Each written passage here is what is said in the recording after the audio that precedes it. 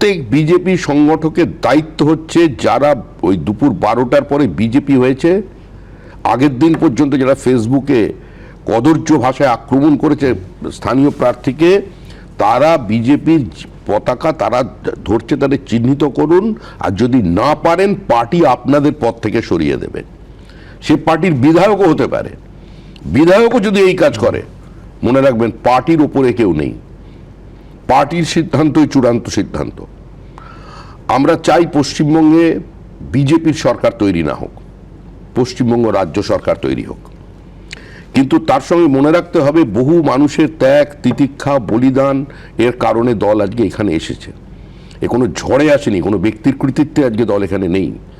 বহু মানুষের, যাদের নাম কেউ কোনোদিন মনে রাখেনি, তাদের জন্য এসেছে। সেটাকে কলুষিত করার চেষ্টা করা হচ্ছে একটার পর একটা। তুমি থামাবে কি করে? আমি বলছি তুমি বহু ছবি আমি তোমায় দেখাতে পারি যেখানে সেই অত্যাচারিত মুখগুলো মঞ্চে তারা সেলিব্রেট করছে বিজেপির আবির মেখে। বহু জায়গায় সেলিব্রেট করছে। রেলের তৎকাল উইন্ডো খোলে না, সেরকম তৎকাল বিজেপিরা থাকবে না। আমি দায়িত্ব নিয়ে বলছি, থাকবে না। এই তৎকাল বিজেপিকে কেউ যদি সমর্থন করে, তাকে বিজেপির বাইরে চলে যেতে হবে।